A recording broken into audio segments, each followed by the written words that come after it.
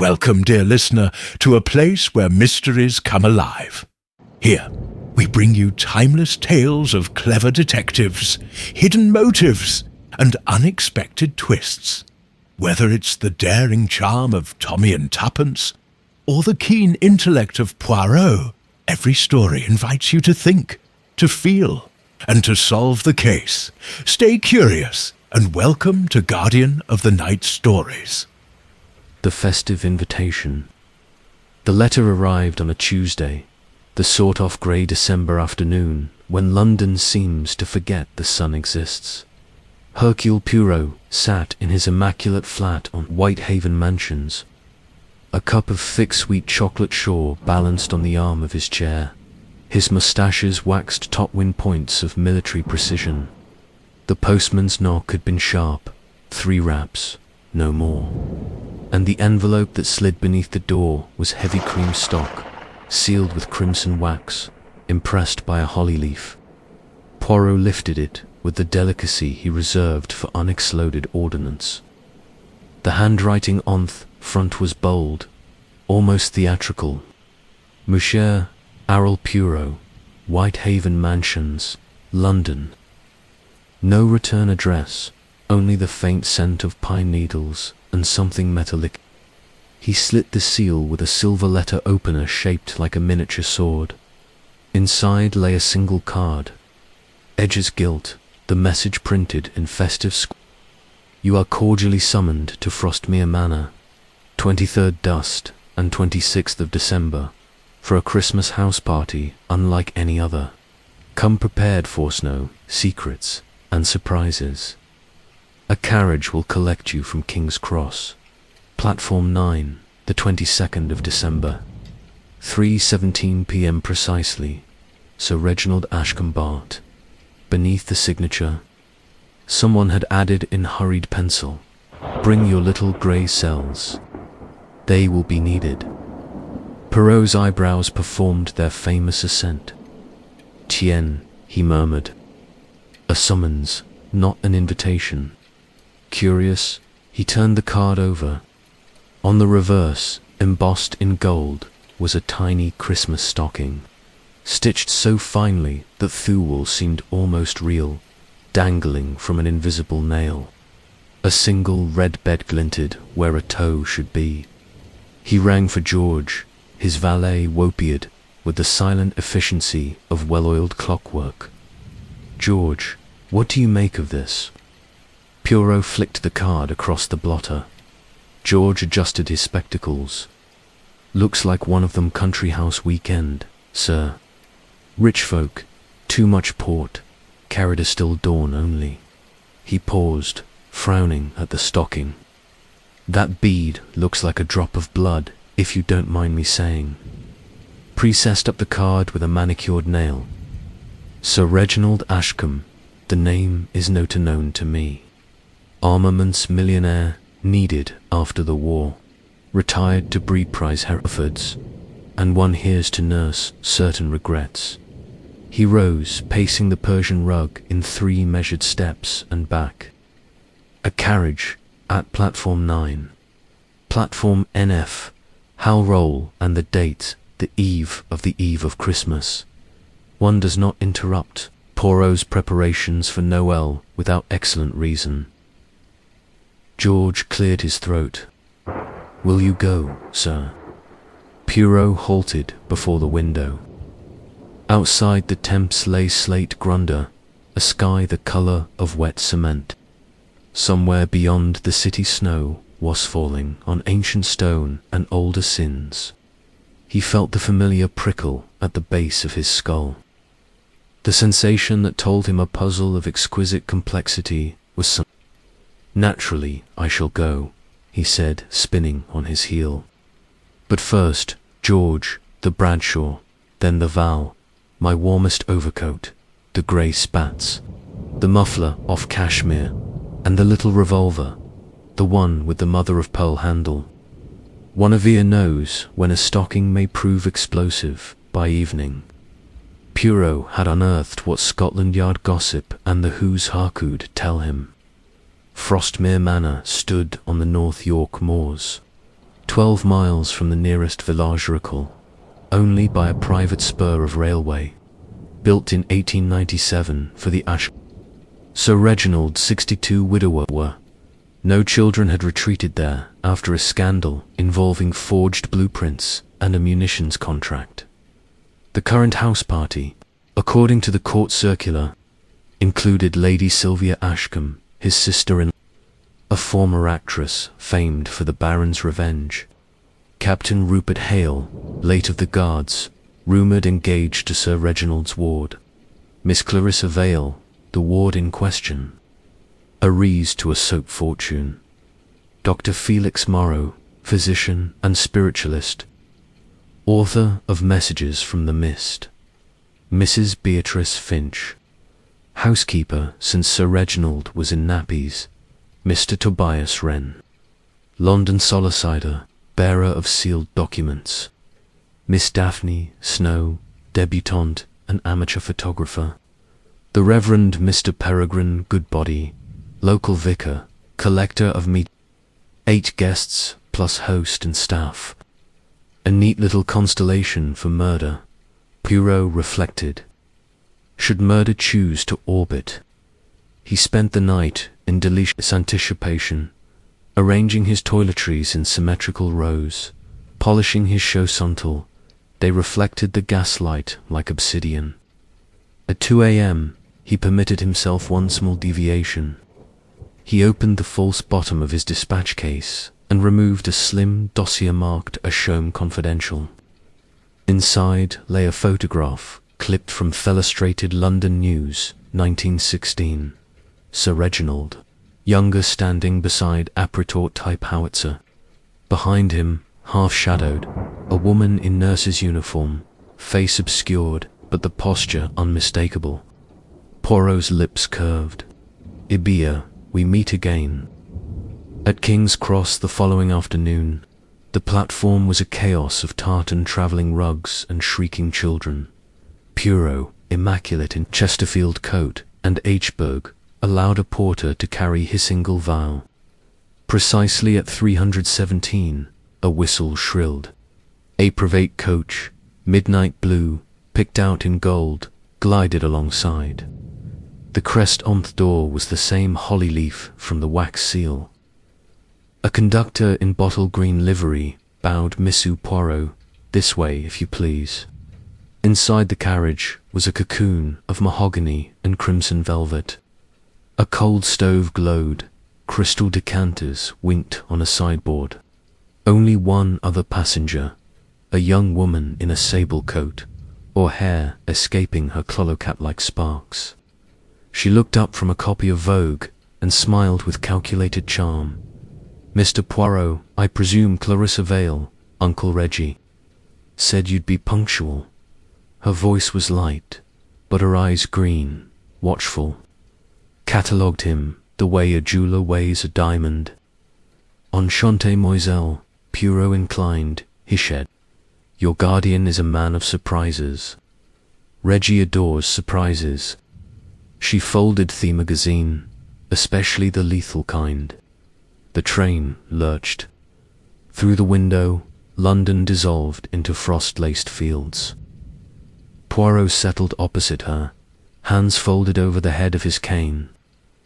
"Tell me, Miss Vale," he said pleasantly, "why does a baronet summon the continent's greatest detective to a Christmas party?" Clarissa's laugh with silver bells over broken glass. "Because someone keeps sending him stockings filled with threats.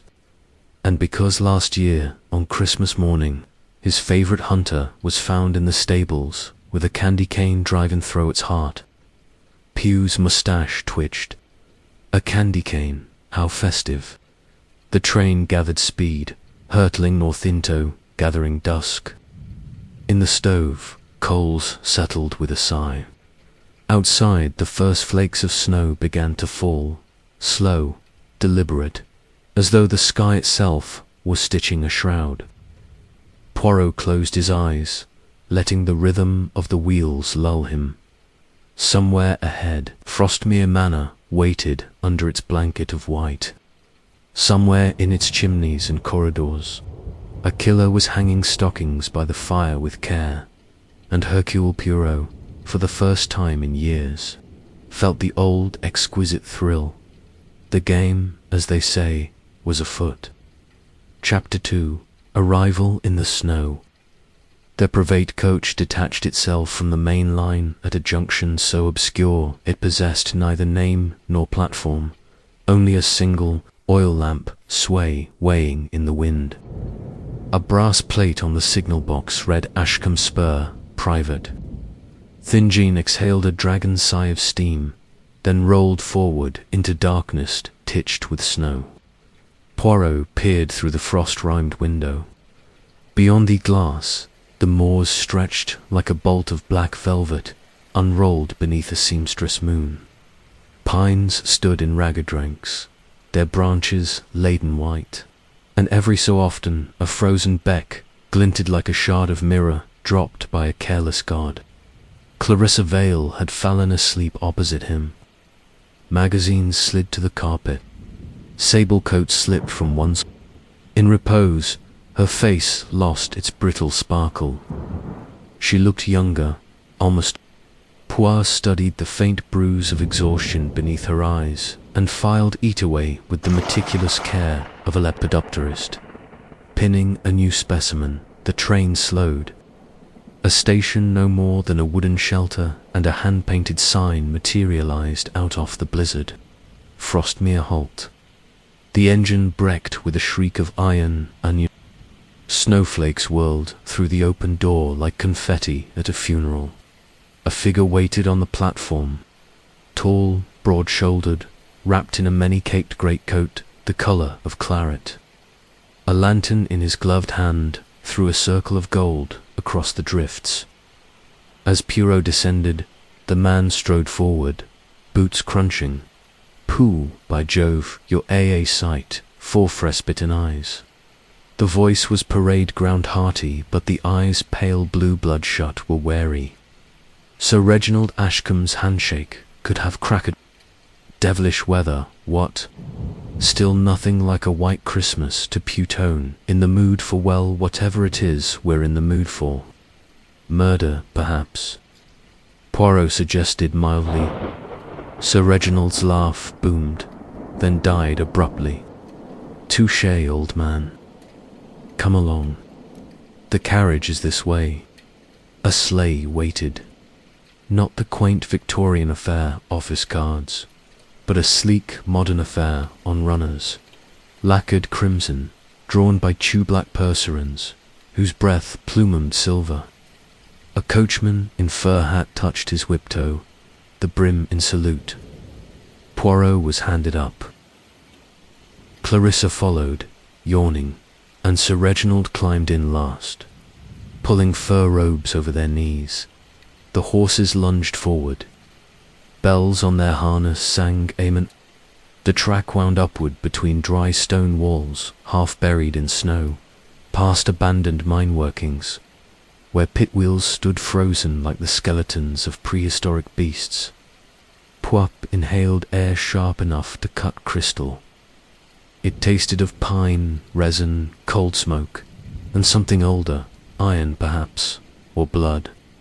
Conversation was impossible above the hiss of runners and the winds keen. Sir Reginald shouted fragments built by my grandfather. Collier, closed in 23. Clarissa's first Christmas without her father. The girl stared straight ahead, gloved hands clenched in her lap. After 20 minutes, the manor appeared, a jagged silhouette against the sky, windows ablaze. Frostmere was Elizabethan at its core. But later, Ashcombes had grafted on Gothic turrets, Regency balconies, even a squat Victorian clock tower whose hands stood forever at midnight. Snow slid from the eaves in soft avalanches. A string of coloured bulbs, new-fangled electric ones, outlined the port cocher, their glow reflected in the icy and the gravel. Footmen in scarlet livery materialized to take luggage. Poirot surrendered his vow with reluctance. George had packed it with the precision of a field surgeon. Inside the entrance hall, warmth rolled over him like a tide. A fire roared in a hearth carved from a single block of Yorkshire gridstone. Above it hung a tapestry of the Nativity, so faded that F's Virgin's face had become a pale oval of mystery.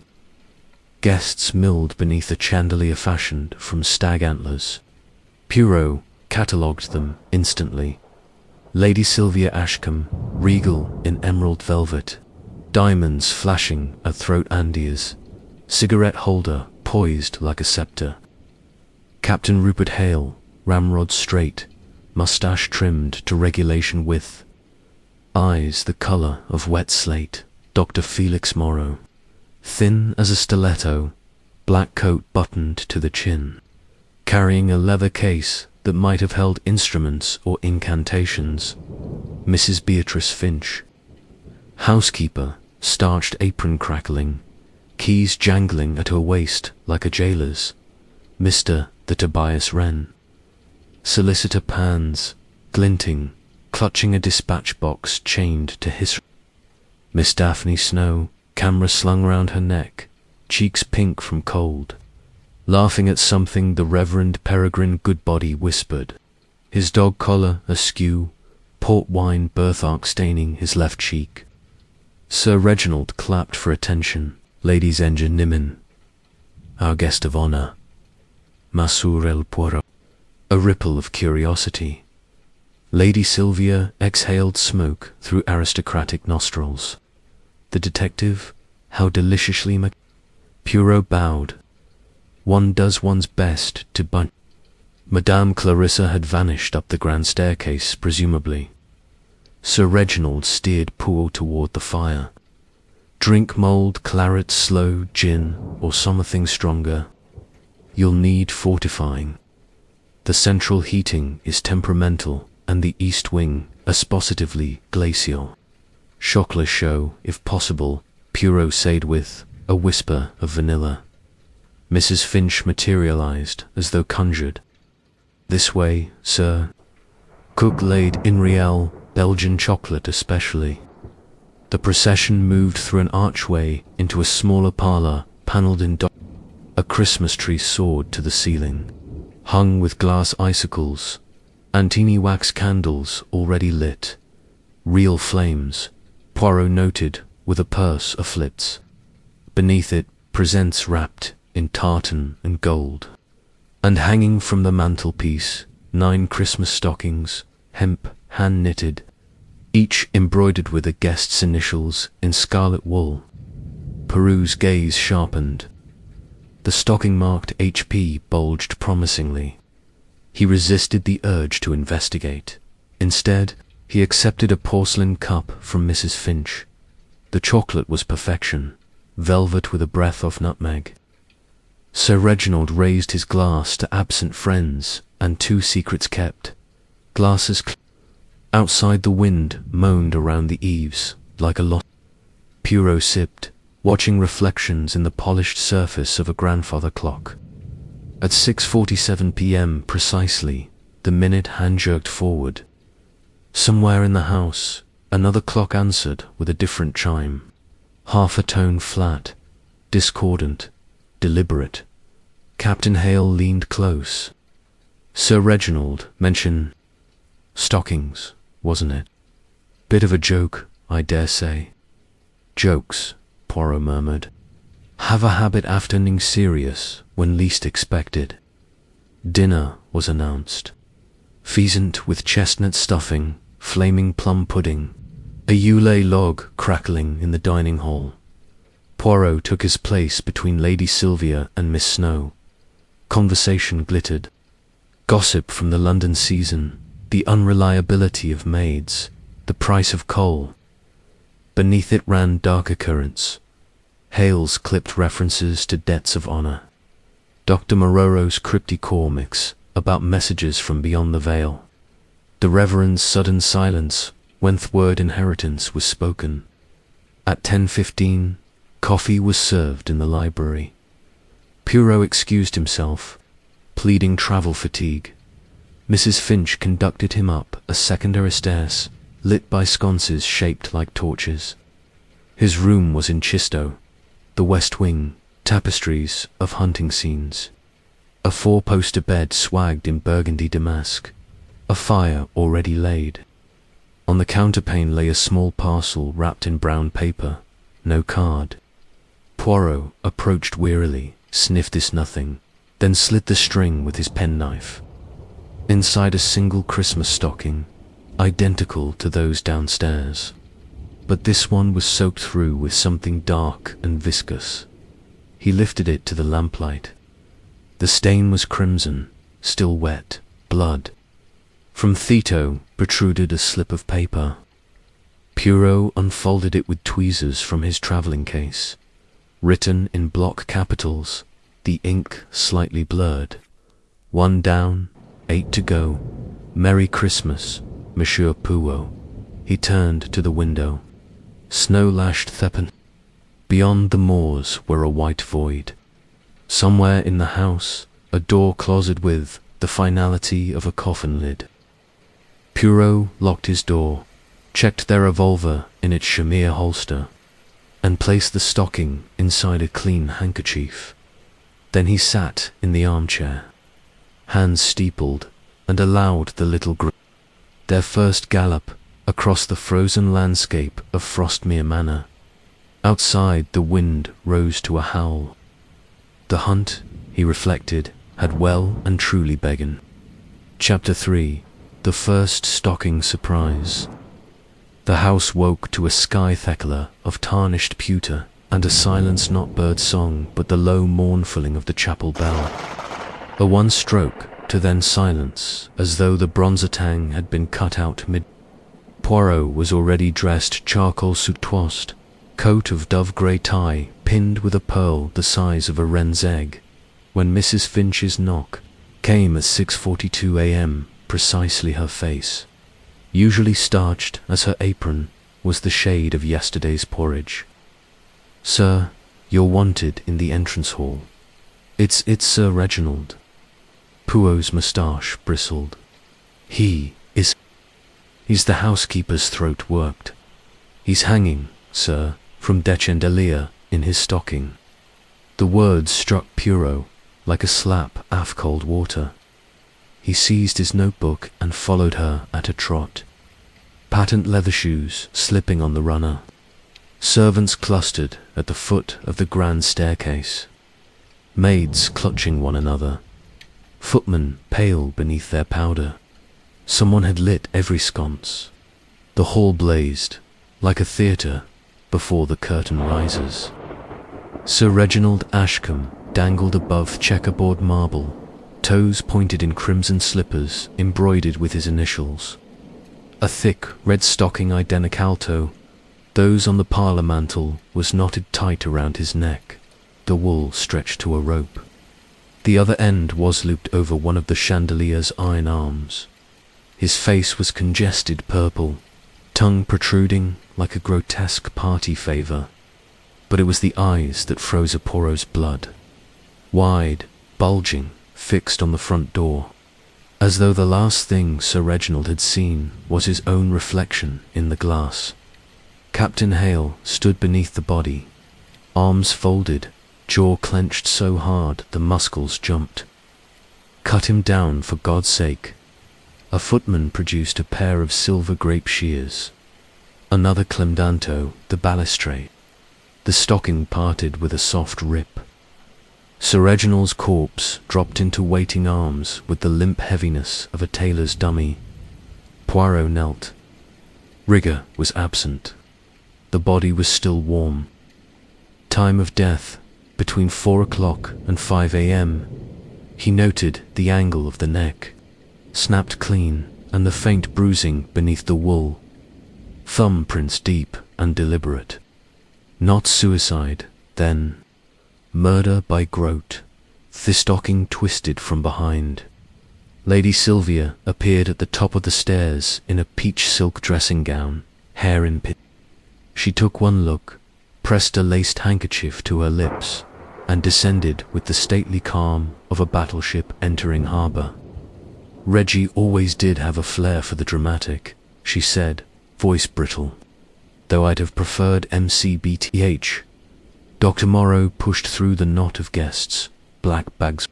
He knelt, pressed 2 fingers to the carotid, then straightened. Dead 3 hours, give or take. Strangulation. The stocking was the weapon. No ligature beneath. Curious choice. Wool stretchers. Requires considerable force. Force and height. Puedo murmurar. The chandelier hung 12 feet above the floor. Our killer is tall or ingenious. Clarissa Vale drifted in barefoot.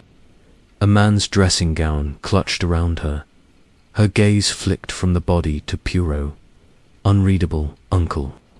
Reggie kept sleeping pills in the library. Said the house gave him nightmares.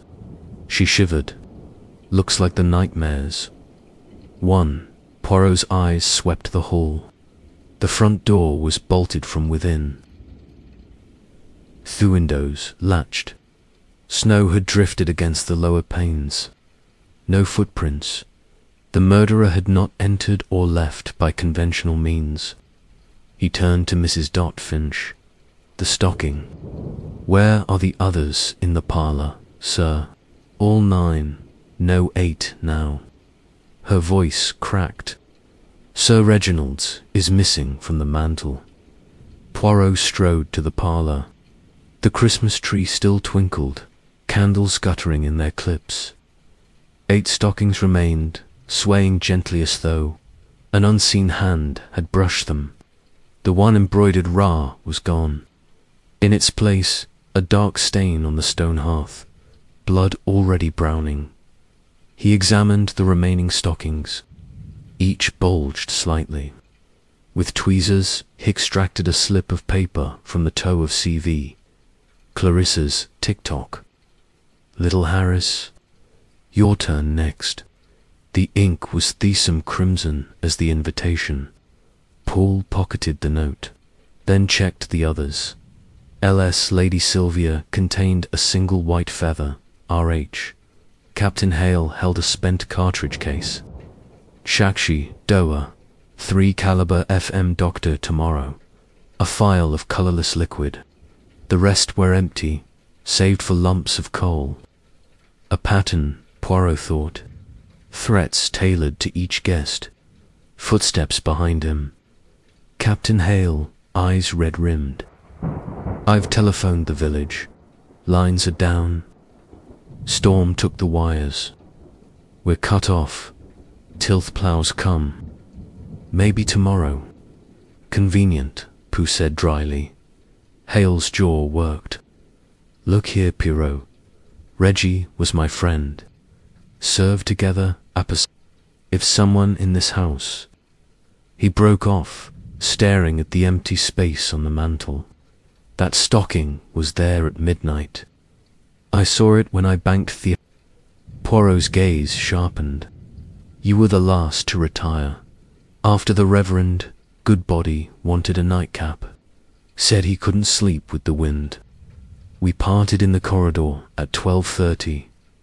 Poirot made a note. He moved to the body, now laid on a settle.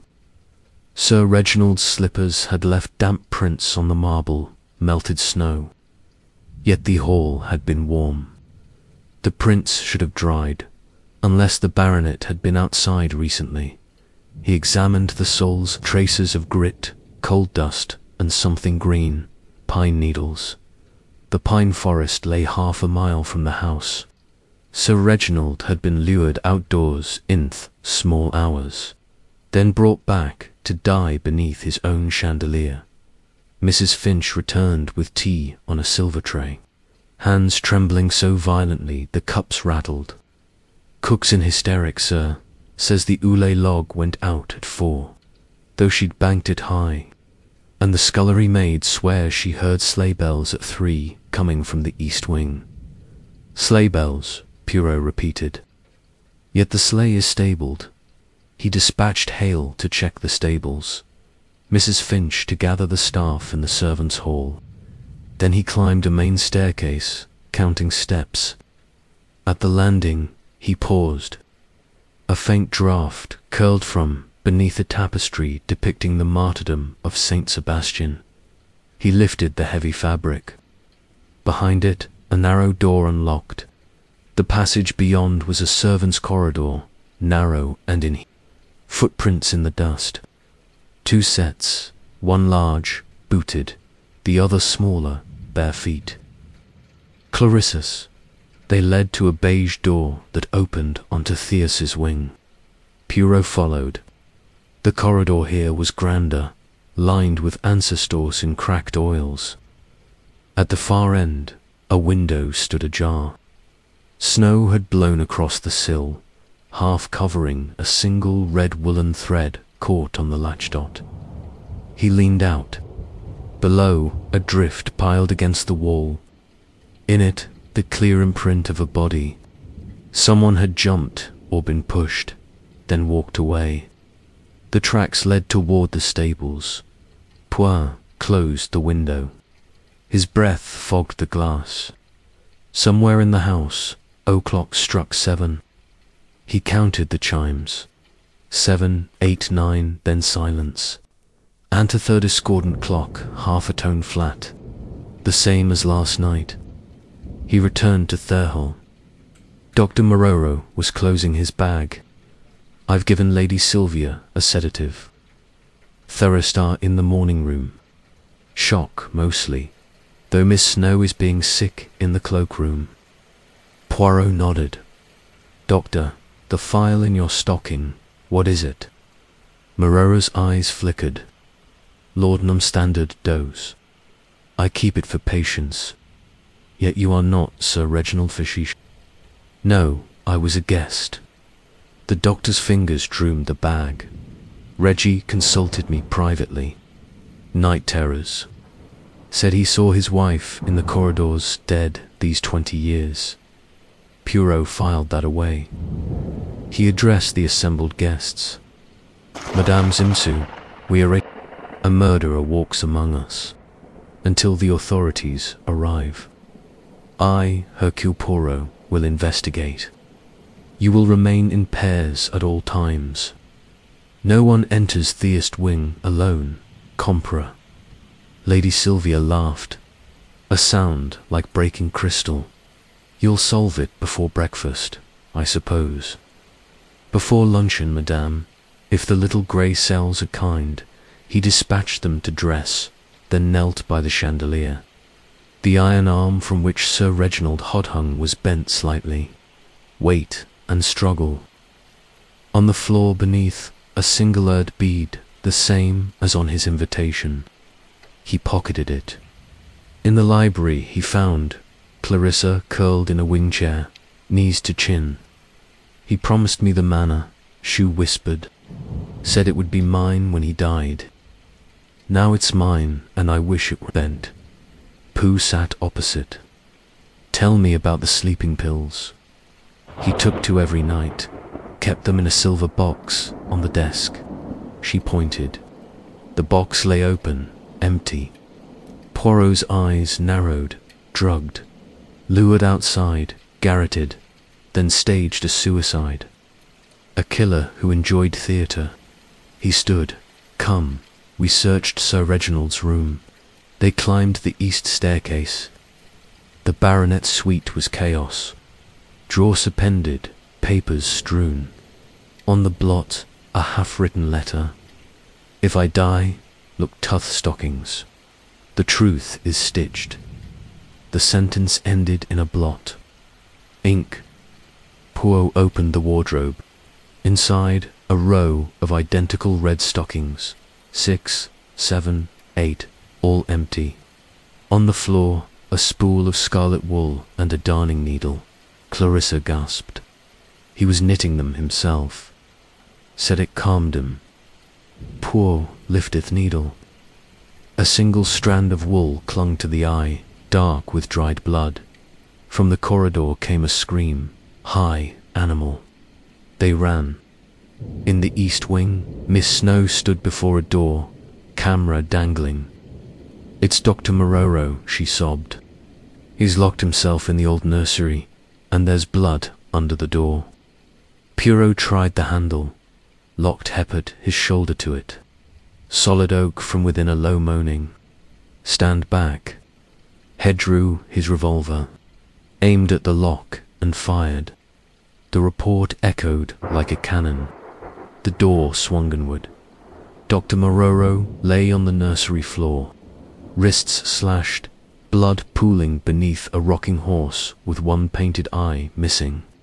In his right hand, a shard of mirrorin, the wall above, scrolled in crimson to down. But the doctor's chest rose, shallow, erratic. He was alive. Poirot knelt, staunching the wounds with his handkerchief. Morrow's eyes fluttered. "Not me," he rasped. "This stocking, it moved on its own." Then he fainted. Poirot looked up. On the nursery mantel, a 10th stocking, unbrobed, dripped slow, steady drops into the grate. Inside, something shifted. He broached, revolver ready. With the poker, he hooked the stocking down. It was heavy. He turned it out. A human heart, still warm, wrapped in a scrap of paper. 7 more. The game continues. Snow battered the nursery window. Somewhere in the house, a clock struck 8, then 9, then stopped. Poirot stared at the heart, then at the unconscious doctor, then at the blood-smeared wall. The Christmas stocking killer had claimed his first victim and issued a challenge. The manor was a chessboard, and Poirot had just been promoted to pawn. Chapter 4. Suspects. By the fireplace. The morning room had become an interrogation chamber by accident. Someone had drawn the crimson curtains against the storm.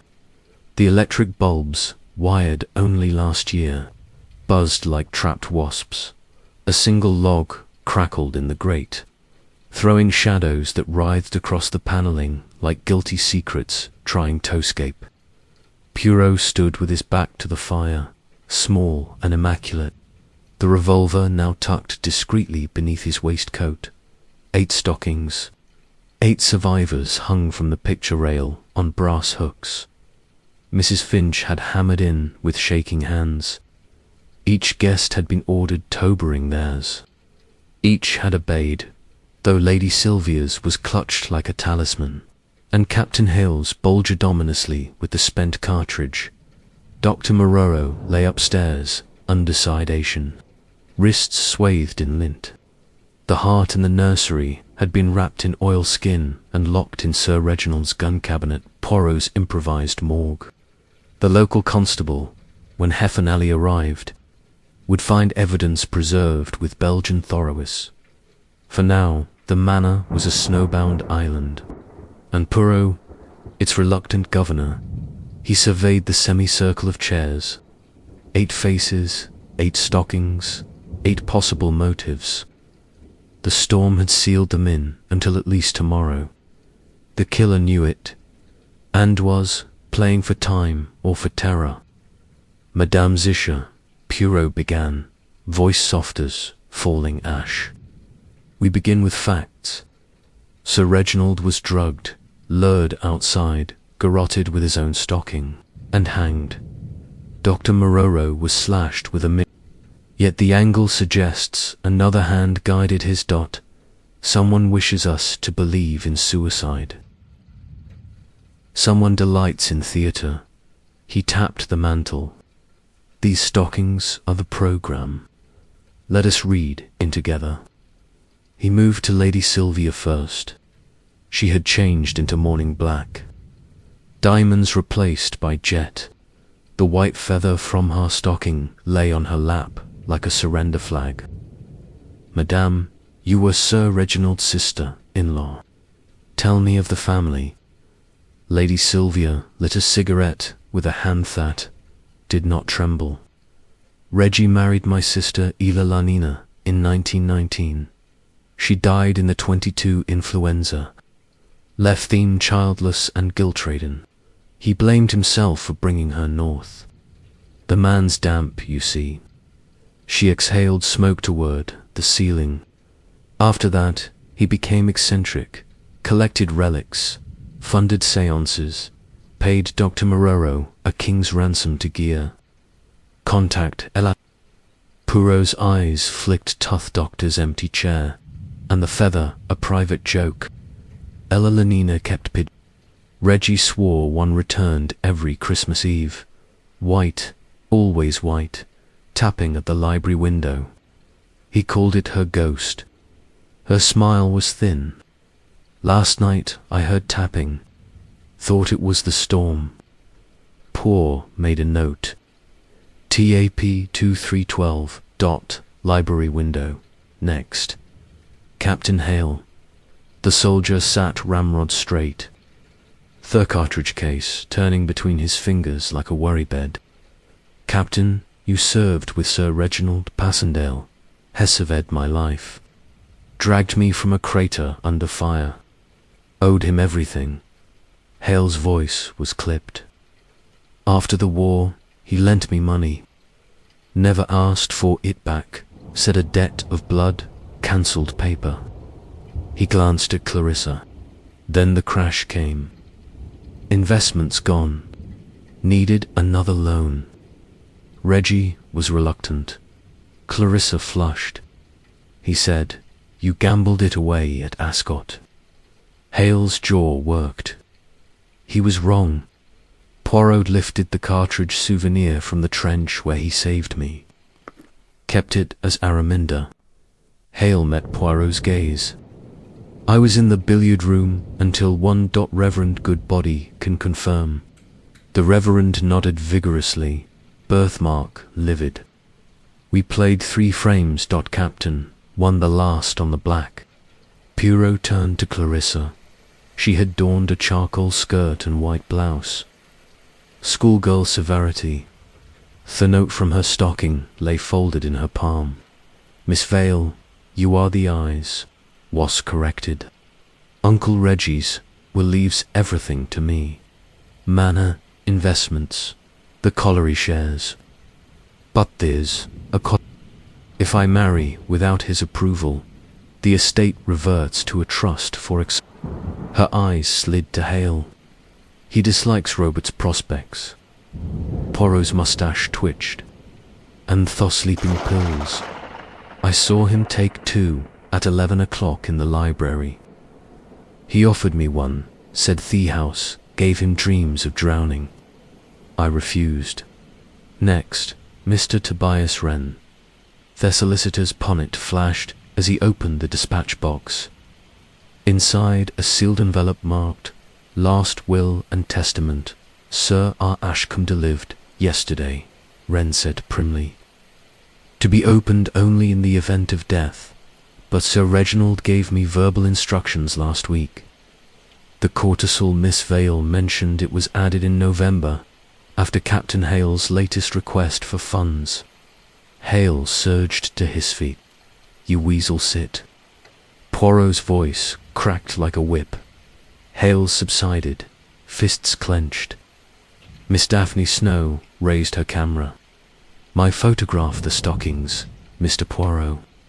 For the record, no. Poirot's refusal was gentle, but final. Film can be memory less so. He moved to Mrs. Finch. The housekeeper stood apart, keys jangling. Madame Yorhave served the family 40 years.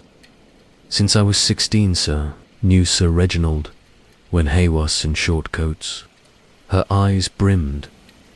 He was a good man, generous to the staff, but after Lady Ella Lenina died, he changed.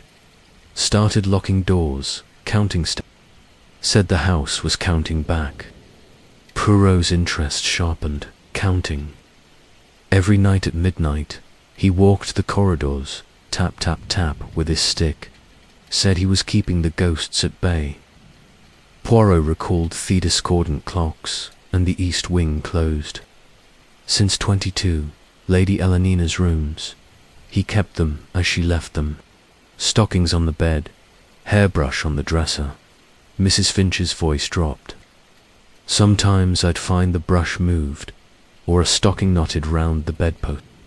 The room chilled outside. The wind screamed around the chimneys. Poirot addressed the Reverend. "Monsieur, you collect relics." Good body flushed. Medieval mostly, a fingerbone of St. Cuthbert, a splinter of the true cross, authenticated, of course. He hesitated. "Sir Reginald promised me the Manor Chapel for a museum in return for spiritual services." Say, answers. The Reverend looked embarrassed. He believed his wife was strapped between worlds. Dr. Tomorrow facilitated contact. Poirot's gaze swept the room last night. Who retired when? A chorus. Lady Sylvia, 11:45, library nightcap, with Sir Captain Hale and Reverend 12:30 bill. Clarissa 12:15 saw Sir Reginald in library refused pill. Wren 11 locked documents in study safe. Daphne 12:45 dark room in the old laundry developing photographs of the tree. Mrs. Finch 1:15 checked fires locked kitchen DR. Mororo 11:30 library with Sir Reginald administered sleeping. Draft size narrowed. Dr. Mororo gave the pills. Clarissa nodded. Uncle trusted him. Said he had steady hands for the veil. Poirot made a note. Mororo accessed. He moved to the stockings. One by one, he emptied them onto the table. LS, white feather, already examined. RH, cartridge case, CV, threatening note. TWW, a brass key, small, ornate. DS, a photographic negative. When held to light, a blurred image of the east wing window, something white at the glass. PG, a tiny bone, yellowed, carved with a cross. BF, a sprig of mistletoe, berries crushed, stained red. FM, the laudanum file, now half empty. Poirot lifted the key. This opens. Wren cleared his throat. The estate office safe. Sir Reginald kept duplicate share certificates there. The negative intrigued Poirot. Miss No, when was this taken? Midnight. I saw movement at the east window. Thought it was a trick of the moon. Developed it at once. Her voice trembled. The white shape. It looks like a woman. Lady Sylvia stubbed out her cigarette. Elanana, silence fell. Broken only by the storm. Poirot pocketed the negative and key. We will examine the east wing together. Captain Hale, you will carry their revolver. Mrs. Finch, lanterns. They moved in procession. Footsteps mould on the runner. The east corridor was colder. Frost feathered the windows. At Lady Elena's door, the key turned with a click.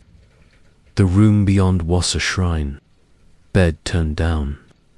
Lace nightgown laid out. A stocking white bridle draped over the footboard, knotted in a perfect hangman's noose. On the pillow, a single red bead. Clarissa gasped. Hale swore. Poirot's eyes blazed. He crossed to the window. The latch was undone. Snow had blown across the sill. On the floor beneath, damp footprints bare, leading to the wardrobe. Poy flung it open, empty, saved for a spool of scarlet wool and a darning needle crusted with brown. From the corridor came a scream. Mrs. Finch. She stood before the nursery door, lantern raised. The blood beneath had spread, forming letters. Tick-tock Puo knelt. The blood was... Someone had returned while they questioned in the morning room. Hestood, revolver in hand. The killer is bold. He or she wishes us to chase shadows, but shadows leave footprints. He led them back to the morning room. The fire had burned low. The stockings swayed, though no draught stirred. Poirot faced them. One of you drugged Sir Reginald. One of you lured him with promise of a ghost. One of you hanged him like a Christmas ornament. And one of you tried to silence Dr. Rowe before he could speak. Lady Sylvia laughed, high and brittle.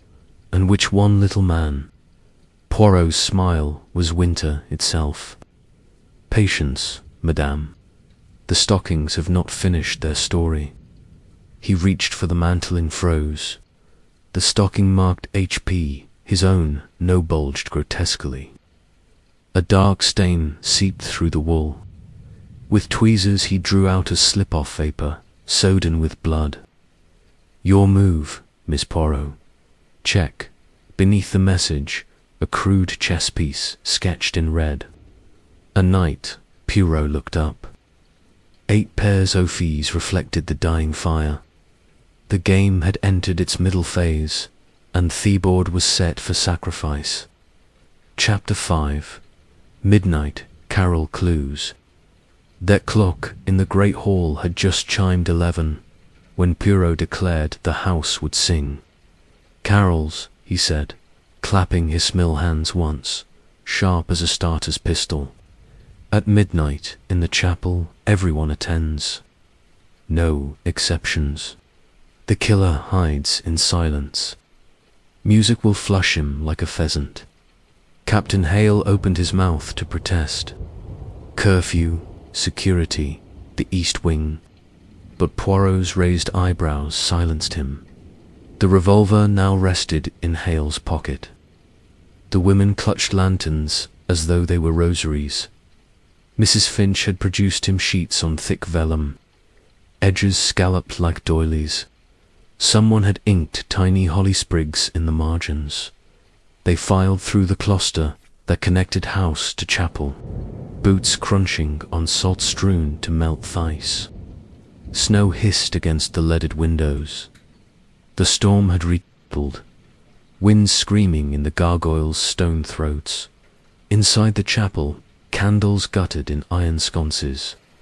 The air smelled of beeswax, damp stone, and something metallic blood, Poirot thought, carried on clothing. The pews were oak, carved with grotesques. Above the altar, a triptych of the Nativity had been painted in the 15th century. The Virgin's eyes followed them, luminous with centuries of varnish. Sir Reginald's coffin, hastily planed, lay on trestles before the rail, lid not yet nailed. Someone had placed a sprig of holly on the breast. Poirot took the harmonium bench. His fingers, surprisingly deft, drew a breathy chord from the reeds.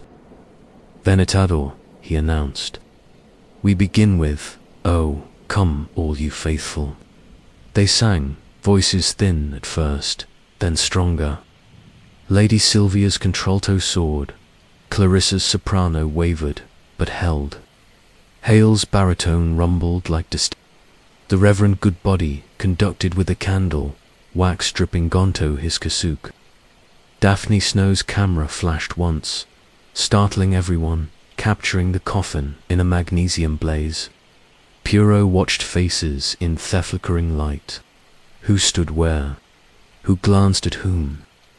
He had arranged the pews himself, suspects in the front, staffed behind, himself at the organ with a clear view of the aisle. Verse 2. Something moved in the shadows beyond the Lady Chapel. A flicker of red. Poirot's fingers slipped. A discordant note, SN all ed. Heads turned. Hale's hand went to the revolver. Nothing, Pooh said smoothly. Fouand, Selma. But his eyes had caught it. A stocking scarlet dangling from the rude screen like a tongue. They finished the carol. Poirot rose, Nausland Night in German still. It was Sir Reginald's favourite. He began the introduction. The chapel fell hushed. Even the storm seemed tolleson. Halfway through the first verse, the harmonium gave a grotesque wheeze, air escaping, and the bellows collapsed. Poirot bent to inspect. A fold, of scarlet wool had been jammed between the pedals, the toe knotted tight around the treble stop. He extracted it carefully. Inside a silver thimble, sticky with blood and a scrap of paper. Silent night, holy night. One verse left to sing. The ink was fresh, Clarissa stifled a scream. Hale leveled the revolver at the root screen. Show yourself. Nothing, only the echo of their breathing. Poirot pocketed the note. Continue. In the bleak mid-inter, they sang mechanically, voices cracking. Poirot slipped from the bench and moved along the side aisle. Hugging the shadows at the rude screen, he paused. The stocking had been tied with a sailor's knot, Hale's specialty, and the wool was damp, as though recently outside. He climbed the narrow spiral to Theloft. Dustmoes danced in his lantern beam. On thrailing, a single red bead, identical to the others, glinted like a ruby. Below the singers reached the final verse. Poirot descended. The carol ended. Silence rushed in like floodwater. He addressed them from the chancel steps. The killer is among us. He or she plants clues like breadcrumbs, but breadcrumbs bled both ways. He held up the thimble. Lady Sylvia, you sew badly, she said. Ilalana was the needlewoman. I prefer bridge. Yet this thimble is monogrammed. E.A. Eleanor Ashcombe. He turned it so the light caught the engraving. Taken from her room, perhaps, Mrs. Finch gasped. The east wing was locked. Locks, Poirot said, are suggestions to the determined. He signalled. Hale. Together they searched the chapel. Behind the altar, a side door stood ajar leading to the crypt. Stone steps descended into darkness. The air that rose was colder. Grave sweet, lanterns lowered. They descended. The crypt was a forest of pillars, coffins stacked like library shelves at the far end. A newer sarcophagus marble lid carved with a weeping angel. Lady Elena Ashcombe, 1895-1922. The lidwork shifted 6 inches. Snow had drifted through a grill high in the wall, dusting the floor white. Footprints bear small led from the sarcophagus to a pile of folded vestments. Poirot lifted a chasuble beneath a child's nightgown, blood-soaked, and another stocking. This one held a lock of auburn hair tied with blue ribbon. Clarissa's hand flew to her own hair, identical shade. That's mine, she whispered. Cut when I was 10. Uncle kept it in a locket. Hale's face was grim. Someone's playing ghost. Poirot knelt. The footprints ended at the wall, then vanished. He ran his fingers along the stone. A panel clicked. A section swung inward on concealed hinges. A tunnel narrow-heed through rock stretched into blackness. Cold air breathed out, carrying the scent of pine and coal smoke. The old collared Mrs., as Finch breathed, closed when the mine shut. Sir Reginald bricked it up. Bricks, Poirot said. Canberra moved. He stepped back. We return above. Seal this door. Tomorrow daily 8, we explore. Back in the chapel, tension crackled. Daphne Snow's camera flashed again, capturing Poirot's face in stark relief. He rounded on her. Mademoiselle, enough. Film is finite. So is patience. She flushed. I'm documenting, document this. He held up the bloodied nightgown. Someone impersonates a child. Someone needs us intimate secrets. Someone wishes us to believe in revenant. Lady Sylvialod, a touch hysterically. Ella Lenina's ghost back for Christmas. How festive, Poirot's eyes were flint.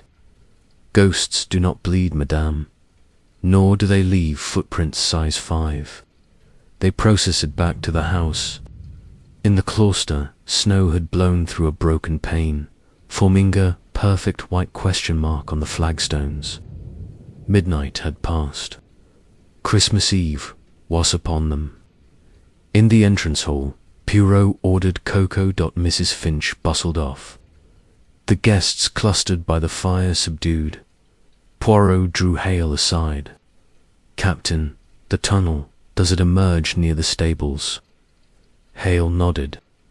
"Old Cole shoots sleigh bells at 3 a.m, someone using it." Poirot's mind raced. Drugged baronet lured via the tunnel. Killed outside body returned through the chapel.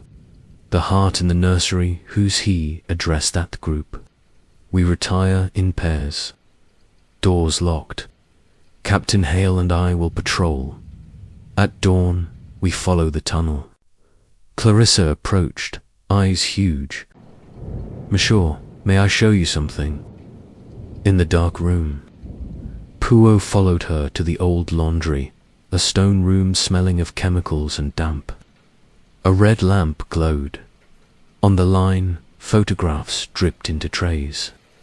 She lifted one with tongs developed from the negative in The image was grainy but unmistakable.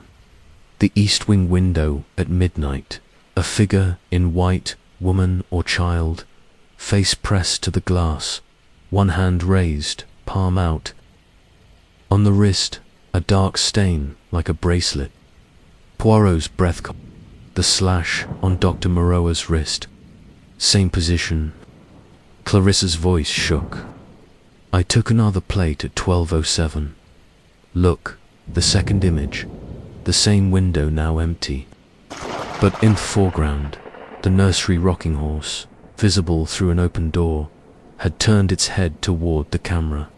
In the first photo, it faced away. Impossible, Pooh murmured. Unless Hess did the negative. A faint double exposure. 2 images superimposed. Someone had opened the camera back, advanced the film, and shot again. Tampered, he said, but cleverly. The rocking horse was moved between exposures. Clarissa bit her lip. I locked the darkroom at Wangong. When I returned at 6, the door was unlocked. Someone was here. P's eyes narrowed. You develop alone. Daphne helped mix chemicals. Shay has a key, says she needs it for her own work. They returned to the hall. Coca had arrived. Steam curled from spout cups. Daphne was missing. Hale checked. Morning room, empty. The east wing locked. The chapel sealed. Poirot's war cut through the chatter. Miss Snow is gone. Panic rippled.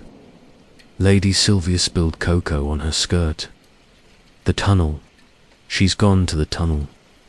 They ran. The chapel crypt was as they left it. Panel closed. But on the sarcophagus lid, a fresh stocking lay, toe pointing toward the tunnel like a compass needle. Inside, a flashbulb shattered, and a note in block letters, "Exposure kills. Merry Christmas." Poirot stared into the tunnel's mouth. Somewhere in the dark, a camera shutter clicked, once deliberate. The killer had taken the photographer, and the carols, Poirot reflected grimly, had become a... Chapter 6. The Poisoned. The kitchen was a cavern of copper and steam, the heart of Frostmere beating beneath layers of snow. At 3:17 a.m. on Christmas Eve, the great range still glowed. Mrs. Finch had banked it high against the cold. Poirot stood on the flagstones in his dressing gown of quilted silk. Revolver in one hand, a silver spoon in the other. Around him, the survivors clustered like conspirators at a witch. Daphne Snow was missing. The tunnel had swallowed her whole. Poirot had sealed the crypt panel with iron bars, pried from a suit of armor. Captain Hale and the Reverend Goodbody now guarded the chapel door, lanterns raised, faces grim. The rest had been summoned here, kitchen, scullery, pantry, to wait for dawn and to keep one another in sight. No one slept. The house itself seemed awake, creaking and sighing like an old ship in heavy seas. Cook, a mountain of a woman named Mrs. Triglis, had defied hysteria by producing a Christmas pudding the size of a cannonball. It steamed on the deltable, dark and glistening, studded with currants like buckshot. A sprig of holly crowned it, berries blood. Poirot tapped the spoon against Hispam. "We eat," he declared. "Hunger sharpens the mind, and the pudding. But first we test." He carved a slice. The interior was rich, fragrant with brandy and spice. He lifted a portion to the light, then delicately it to his tongue. The others watched, transfixed. "Parf," he pronounced, "but one must be thorough." He divided the pudding into 9 equal portions, 1 for each remaining soul, including the absent Daphne. Mrs. Finch passed plates. Clarissa took hers with trembling fingers. Lady Sylvia refused, cigarette trembling between her lips. Poirot watched them eat. The kitchen clock, a plain-faced thing with Roman numerals, ticked toward 4. Outside, the storm had eased to a steady hiss of snow against the windows. At 3:59, Mr. Wren set down his spoon. His face drained of colour. The pans slipped from his nose and clinketed onto the plate. "Poison," he gasped, clutching his throat. "Burning?" He toppled sideways, chair crashing. Poirot was already moving, forcing Wren's jaw open, inserting 2 fingers. The solicitor wretched. A fragment offering emerged, dark with something crystalline. "Lord," Hale barked. "No," Poirot sniffed the fragment. "Strychnine, fast-acting. He will live if we act." Mrs. Finch produced a basin. Cook fetched mustard. Wren vomited violently, then lay gasping, eyes rolling white. Dr. Morrow, summoned from his bed, wrists bandaged, administered an emetic. Within minutes, Wren's pulse steadied. Poirot examined the pudding. A cavity had been hollowed in the centre, filled with a white powder, then sealed with sweat. The holly sprig masked the incision. He lifted the holly. Beneath a red thread wool had been woven through the berries. Another stocking clue. Clarissa whispered, "Daphne's portion." "Where is it?" Poirot pointed to the 9th platoon. On it, a single red bead. The kitchen door creaked. A draught curled in carrying the scent of pine and coal smoke. From the pantry beyond came a soft clatter, metal on stone. Hale raised the revolver. "Stay here." He and Poirot advanced. The pantry was a maze of shelves. Hams in muslin jars of pickled walnuts. A sack of flour split open like a gutted fish. On the floor, a silver salver. Beside it, a stocking scarlet soden dripped something viscous onto the... Poirot knelt. The stocking contained a human finger severed cleanly at Thescon joint. The nail was painted crimson, Daphne Snow's signature shade. A note pinned to the wool with a darning needle. A digit for a picture. "Exposure is costly." Clarissa screamed. Lady Sylvia fainted, caught by Wren wretched again. Poirot wrapped the finger in a clean napkin. The killer escalates. First a heart, now a finger. He wishes us to imagine Miss Snow alive, suffering. He turned to Cook. "The pudding. Who prepared it?" "Me and the girls, sir. Boiled yesterday, stored in the cool larder." Sir Reginald always had it at 4 a.m. His Christmas ritual said it reminded him of trench breakfasts. Poirot's eyes narrowed, and the holly from the East Garden. I cut it myself at noon. He examined the sprig. One berry was not a berry, a glass bead painted red, threaded on wire. He pocketed it. They returned to the kitchen. Wren was propped in a chair, sipping water. Thruel, he croaked, must read it. Sir Reginald's instructions, if anything happened. Poirot nodded. In the morning room now, they moved in a tight knot, lanterns bobbing. The morning room fire had burned to embers. Someone had fed it fresh logs, apple wood, sweet-smelling. The stockings still hung from the picture rail, swaying though the windows were shut. Wren unlocked his dispatch box with shaking fingers. The will was thick parchment sealed in crimson wax. Hebrocket scanned the pages, then looked up, eyes wide. Sir Reginald disinherited Clarissa 3 days ago. The estate passes to a trust for war veterans. Captain Hale is named executive. Hale's face went rigid. He never said, "There's more." Wren's voice cracked. A letter to be read aloud, if murder. He unfolded a single sheet. To my guests, if you hear this, I am dead by foul play. The stockings tell the tale. Follow the thread to the attic. There lies the truth of Elenina's death. Trust no one, especially not the Dr. Ra. Silence fell, broken only by the wind.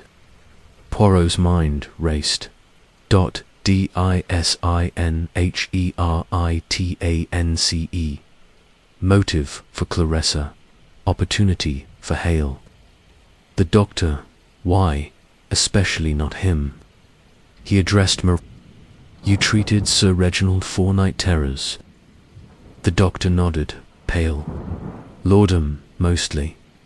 He claimed Elena spoke through the walls, begged him to join her, and the heart in the nursery Maror. Rowe hesitated. Not human pig's heart. I'd swear, fresh from the butcher, Poirot filed that away. He turned to the group. We searched the attic, now together. They climbed the main staircase, then a narrower flight behind a tapestry. The attic was a warren of trunks and troded furniture, the air thick with dust and camphor. Moonlight filtered through a dormer window, silvering the snow outside. Poirot moved methodically. He found a dressmaker's dummy draped in a wedding gown, yellowed lace, veil torn. Beside it, a crate labeled EA Private. Inside, love letters, a dried bouquet, a photograph of Elenian Ashcombe. Beautiful auburn head, smiling on the back in faded ink. To my darling Reggie forever. Clarissa touched the photo.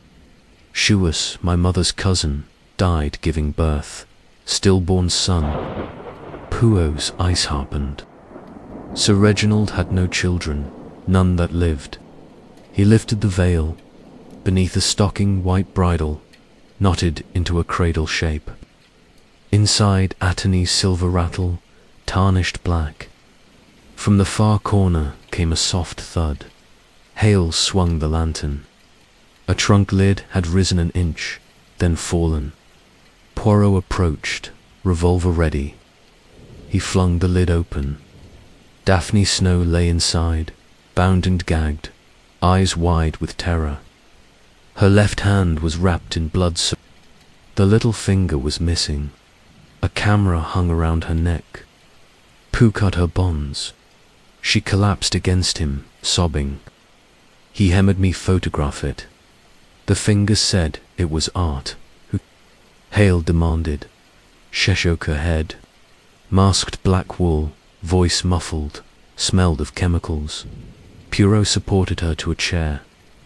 The dark room, she nodded, dragged me through the tunnel. There's a chamber, old mine office, lanterns, developing trays. He cut it while I watched. Said the next would be my tongue if I screamed. Poirot examined the camera. The film had been removed. He turned to the group. The killer has a studio. We find it. They descended. In the entrance hall, the Christmas tree lights flickered, then died. Darkness swallowed the manor. A match flared. Mrs. Finch lit a candle. In its glow, the stockings on the picture rail had multiplied. 10. Now the new one, embroidered DS, dripped slow, steady drops onto the parquet. Poirot approached. Inside, a photographically cracked diagonally. When held to the candle, it revealed a blurred image. The kitchen table, thepiding, a gloved hand sprinkling white powder. The killer had documented his own crime. Poirot's voice was steel. Dawn is in 2 hours. We search the... Miss Snow rests. Dr. Morrow attends her. The rest. Arm yourselves. He looked at the blood on the floor, then at the 8 faces reflected in the candlelight. The pudding was meant for Sir Reginald's ritual. The killer adapts. He improvises. But improvisation leaves traces. Outside, the snow had stopped. The moors lay white and still waiting. Poirot tucked the cracked plate into his pocket. Somewhere in the dark, a shutter clicked again, soft, deliberate. The Christmas stocking killer was developing his next exposure, and the manor, Poirot reflected, was running out of light. Chapter 7. Secrets in the attic. Dawn came late to Frostmere.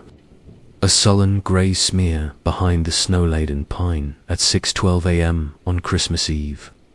Poirot led the expedition through the chapel crypt and into the tunnel. The iron bars he had wedged across the panel the night before lay twisted on the stone floor. Metal sheared as cleanly as butter. Someone had used bolt cutters or inhuman strength. They moved single file. Poirot first lantern high. Hale with the revolver, the Reverend clutching a brass candlestick like a mace. Wren, still pallifrom strychnine, supported by Mrs. Finch, Clarissa and Lady Sylvia brought up their rear, each clutching a stocking as though it were a talisman. Daphne Snow remained abed under Dr. Moreau's care. Her maimed hand swayed in gauze. The tunnel was older than the house, heaved by Elizabethan miners, chasing cold seams. Timber props sagged under centuries of damp. Icicles hung from the ceiling, like stalactites in a frozen cathedral, their breath plumed white. Every footstep echoed, doubled, redoubled until the passage seemed alive with ghosts. After 200 yards, the tunnel widened into a chamber. Once the mine office, a deltable stood beneath a lantern hook. On it, developing trays, bottles of hypo-aired safe light bulb. Photographs pegged to a clothesline fluttered in the draught. Sir Reginald's corpse, dangling wren retching over the basin. Daphne's severed finger held aloft by each image was stamped in the corner with a tiny holly leaf. Poirot's moustache bristled. A dark room in the bowels of the earth. Our killer is an artist of death. He examined the trays. The fixers still steamed, freshly used. On the floor, footprints in cold dust. 2 sets, one booted. Size 10, Hale size. The other bare small toes, splayed. Clarissa saw his glance. "I've never been here," she whispered. Pooh lifted a photograph from the line. It showed the attic trunk open, empty, the wedding gown draped like a shroud. On the back, in crimson ink, "The bride returns at midnight. Bring the rattle." He pocketed it. We ascend. The attic again, but by the main stairs. No more tunnels. They retraced their steps. In the chapel, the coffin lid had been shifted. Someone had placed a single red stocking inside, knotted around Sir Reginald's cold fingers. The wool was damp. Melted snow. Hale swore, "He's been back." Poirot sealed the coffin with wax from the altar candles. The dead the living are in peril. They climbed to the attic. Sunlight no filtered through the dormer, weak but honest. The trunk stood open, as before. The wedding gown had been arranged on the dummy in a pose of supplication. Arms outstretched, veil lifted as thought to kiss an invisible groom. On the floorboards, a circle of salt within it, the silver rattle and a new stocking. White this time, embroidered with a tunic. Inside a lock of auburn hair, longer than Daphne's, tied with a faded blue ribbon. Lady Sylvia touched it. "Elenina's," she said faintly from her wedding day. Poirot knelt. The salt was fresh. Kitchen salt coarse. He brushed it aside. Beneath the floorboards had been pried up. A cavity revealed a leather-bound journal, cover cracked with age. The flyleaf read, "Diary of Elenina, Rushcalm, 1919. Stain 22. He opened it at random. 15th of March, 1922. Reggie insists the child is not. The midwife swears otherwise, but he will not listen. He locks me in the east wing for my health. The walls weep. I hear digging beneath. Night after night. He says it is the mind settling. I know better." Poirot's eyes blazed. He flipped to the final entry, dated 23rd of December 1922, the Painsbegan at Vespers. Reggie sent the doctor away. Said Morrow would attend. Mororo gave me laudanum too much. I saw the cradle prepared, but no child came. Reggie wept. Then the digging stopped. I woke in the crypt alone. The lid closed. I screamed until my throat bled. No one came. If you read this, tell my son I loved him. Tell Reggie the mine took us both. The page was stained with tears or blood. Clarissa's hand flew to her mouth. She was buried alive. Poirot closed the journal.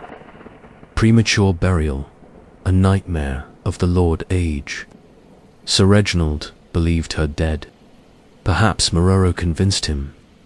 But the child, he stood, the rattle, the heavy cradle stocking. Someone knows the truth of that night. From the eaves came a soft clinking. Hale swung the lantern. A mobile of silver spoons, baby spoons, hung from a beam, turning slowly. Each was engraved with a date, 1920, 19.211.922. In 1923, Poirot counted 9 spoons, Nina pregnancies, or 9 children. Mrs. Finch crossed herself. There were maids dismissed, cradles ordered, then burned. Poirot moved to the dummy. The wedding gown's hem had been lifted, revealing boots. Men's boots caked with coal dust, size 10. He lifted one. Inside, a red woolen thread caught in the lace Hale's boots, but Hale stood beside him, wearing carpet slippers. "Someone borrows your footwear, Captain," Poirot said softly. Hale's face darkened. "I left them in the boot room last night." Anyone could have screamed from below. Mrs. Finch's voice roared with terror. They ran. On the landing, the housekeeper stood before a door none had noticed before, narrow, painted the same grey as the wall. It stood ajar beyond a nursery smaller than the one in the east wing, hidden behind a false panel. The room was ashrine to infancy lost. Cradles lined the walls, 6, 7, 8, each containing Attorney skeleton wrapped in yellow lace. A rocking horse, painted eye missing, stared at the door. On the mantel, a row of stockings, white, miniature, each broidered with a single initial. E.R.E.R. Poirot's blood ran cold. E. Leonor, Reginald, alternating. The child was born. Many children, but none as such. He approached the nearest cradle. The bones were bird delicate, no larger Tanadols. Tag hung from the wrist. Baby Ashcombe, 23, Dex, 1922, stillborn. Butt skull showed a fracture. Clean, deliberate. Clarissa backed away. He killed them. Orson killed for him, Poirot murmured. On the rocking horse, a new stocking, scarlet, had been tied like a saddle. Inside a tiny noose, knitted from red wool, and a note, "The cradle falls at noon. Merry Christmas, little mother." The clock in the corridor struck 11, then stopped. Someone had tampered with the mechanism. Poirot gathered them in the nursery. The killer reenacts the past. Sir Reginald's Elalenius entombment, the lost children. But why now? Lady Sylvia lit a cigarette with shaking fingers. Reggie planned to open the East Wing this Christmas. Said it was time to foresee ghosts. He hired Maroro to certify Elenina's death. Natural causes. The journal disproves it. Wren cleared his throat. The will. If murder is proven, the estate reverts to the crown. Clarissa gets nothing. Clarissa's eyes flashed. You'd profit, Mr. Wren. Legal fees for decades. The solicitor flushed. I merely administer. Poirot raised a hand. Enough, we return to the attic. The journal mentions digging. There is more beneath. They climbed again. Poirot pried up more. Beneath lay a trap door, iron-ringed, locked. The key from Wren's stocking fitted perfectly. The space below was a cellar, not a mine. Stone steps descended to a chamber lined with bricks. In the center, a wooden box, coffin-sized lid nailed shut. On it, a stocking, white bridle, knotted in abo. Poirot's revolver was steady. Open it. Hail, and the Reverend Leverett lid with the candlestick. Inside, a woman's skeleton, auburn hair still clinging to the skull, wedding gown rotted to lace. Around the neck, a red stalking, tight grot marks on the vertebrae. Lady Elalena Ashcombe buried beneath her own attic, but the skull was cracked. Frontal bone, heavy blow, not premature, burial, murder. Clarissa wept. Lady Sylvia turned away. Poirot knelt. In skeleton's hand, a silver locket. He opened it. Inside, a miniature photograph of a newborn, alive, eyes open. On the back, Reginald Jr., 23, Kurt, 1922. He stood. The child lived. Sir Reginald hid the truth, perhaps to protect the boy. But someone knew. From the attic above came a soft rocking, steady, deliberate. They ran the hidden nursery. The rocking horse moved on its sound, back and forth, back and forth. On its saddle, the scarlet stocking No held, a tiny knitted booty stained with fresh blood. A child's cry echoed, high, thin. Impossible. Poirot's face was granite. The killer has a child or impersonates one. Noon approaches. He looked at the 8 faces, each reflecting horror and calculation. The cradle falls, he said. But whose? Outside the sun climbed toward its zenith, weak behind the clouds. Somewhere in the manor, a clock began. To chime, 11 strokes. then a 12th that never came. The attic held its breath, and Hercule for the first time felt the chill of a secret older than the house itself. Chapter 8. The Yuletide Betrayal. The hidden nursery clock had stopped at 11:59, 1 minute to noon. 1 minute to the cradle falling. Poirot stood in the center of the room, revolver drawn, eyes flicking from falsetto face.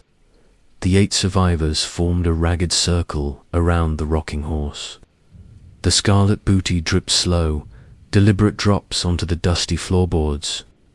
Plink, plink, plink.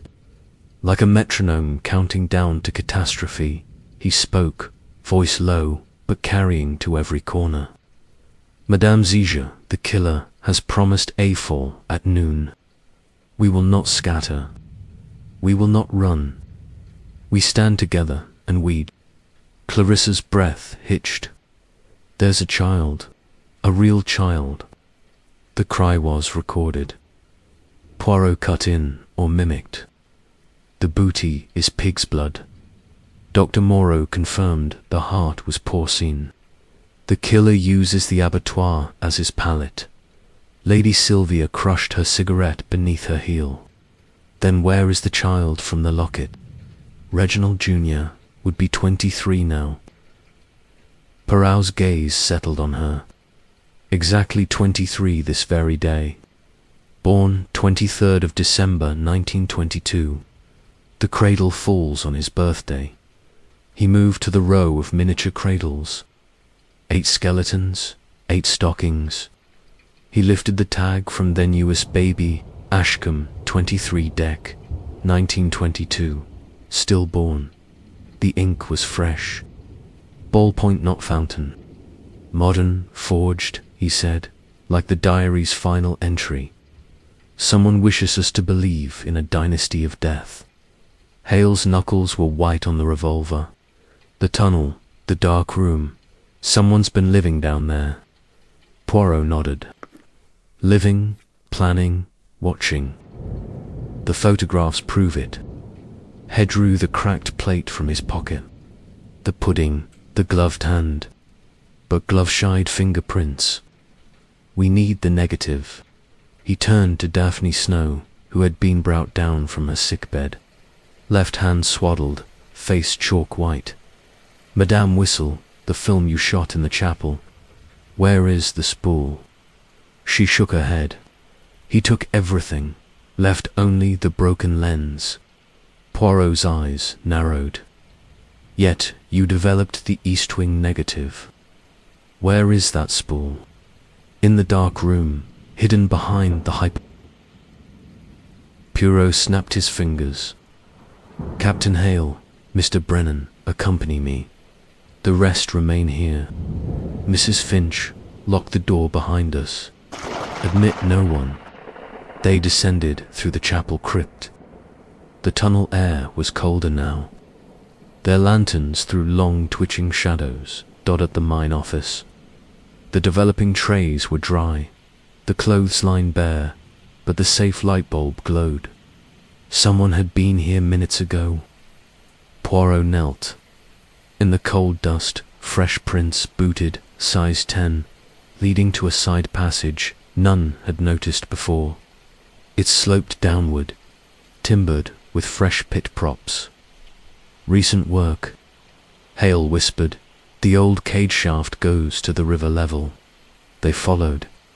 The passage narrowed. Thesselders brushed the walls. After 50 yards, it opened into a cavernous space. The original shaft, now a frozen cathedral of ice. A cage, rusted iron, big enough for a pony, hung on chains over a black void. Snow had drifted through a ventilation grate high above, forming a white hillock beneath. On the cage floor, a spool of film, a red stocking, and a child's wooden toy, hand-carved, painted with a crude face. A tag dangled for my birthday, light the tree. Poir lifted Thespel. 35 mil. The stocking contained a single frame cut from the roll. The iced wing window, the white figure. But now the face was visible.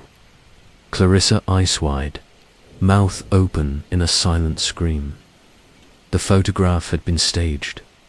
Hale's breath clouded. He's been posing her. Poirot's mind raced. Clarissa inth Windle, when last night, drugged. The laudanum phial in Moreau's stocking half, empty. They returned at a run. In the attic, chaos. Mrs. Finch lay on keys scattered. The nursery door stood open. Inside, the rocking horse was still, the cradles empty, the skeletons gone. Only the scarlet booty remained, now pinned to the wall with a darning needle. A gramophone in the corner spun, needle scratching. A child's voice distorted, singing Rockaby Baby, the record label home recording, 1922. Poirot lifted the needle. Silence crashed in. Clarissa was missing. Lady Sylvia's voice shook. She was here. Tenth lights flickered. When they came back, she was gone. Pugh's face was thunder. The tree. The note said, "Lithe tree." They thundered downstairs. The entrance hall Christmas tree stood dark, bulbs cold. At its base, a new present wrapped in white lace tied withered wool. A tag Clarissa Vale open at noon. The grandfather clock began to 12 slow strokes. Hale levelled the revolver. Stand back. Poirot knelt. Erto, the parcel. A faint ticking, mechanical, not a bomb. He slit the lace with his penknife. Inside a music box lid, painted with a cradle. He wound it. The tune was Rockaby Baby. When it opened, a tiny figure popped up. Clarissa's face photographed pasted onto a doll. Beneath a note, "The heirs sleeps with the babies. Find her before the tree lights, or she joins them." The tree bulbs flickered once, then blazed. Every light in the manor surged, then died. Darkness, a scream, Clarissa's echoed from above. They ran the east wing, Lady Elenina's bedroom. The door was locked. Hale shot the bolt. Inside, Clarissa lay on the four-poster bound with red stockings mouth, gagged, her eyeswear open, pupils pinpricks, drugged on her chest, a white cradle stocking embroidered. CV plus RA Junior, Poirot, cut her free. She gasped. "He said he's my brother. Said Uncle Reggie hid him in the mine that I stole his birthright." Hale's face was stone. Reginald Jr. alive. Poirot's mind whirled. The diary, the locket, the skeletons, props. But the child in the locket was real. Where had he been raised? Clarissa clutched Poirot's sleeve. "He wore your boots, Captain, and Dr. Moreau's coat. He smelled of the dark room." They carried her to feminine room. Mrs. Finch revived with brandy. The group reassembled, minus Daphne, still abed, and Dr. Moreau, who had vanished. Pooh stood before the fire. "The killer is one of us. He has played many roles. Ghost, child, photographer, heir. But the boot size 10 are Captain Hale's. The coat Dr. Moreau, the darkroom Daphne's key. Someone borrows identities like costumes." He drew the film spool. "This holds the... We develop it now." They returned to the tunnel dark room. Poirot worked with swift precision, develop a stop bath fixer.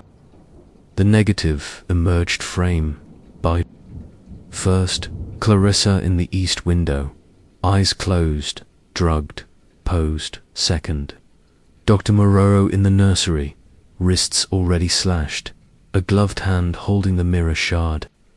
Third, Sir Reginald, outside in the snow, stocking around his neck, alive, eyes wide with terror. The killer's shadow fell across, sim tall. Fourth, The pudding, the gloved hand, wool visible at the cuff, red wool, the final frame. The attic, the open trunk, a figure in black, face masked with a stocking holding the diary. The masks lipped just enough, a birthmark, port wine on the left cheek. The Reverend Goodbody, Poirot's voice was soft. MSC Lure, you have been busy. They turned. Goodbody stood in the doorway, candlestick raised, eyes wild. The boy lived, he spat. I delivered him, pulled him from Ela Nina's womb, while Mororo declared her dead. Reggie paid me to bury the truth. I raised the child in the village, told him his father abandoned him. When Reggie planned Tockenfest this Christmas, give the boy the manna, I had to stop it. Hale leveled the revolver. You murdered Reggie. Goodbody laughed. A broken sound, hebigged me. Said the ghosts were real. I gave him walked him to Desno, hanged him with his own stocking. The heart, the finger, stage dressing to make you chase phantoms.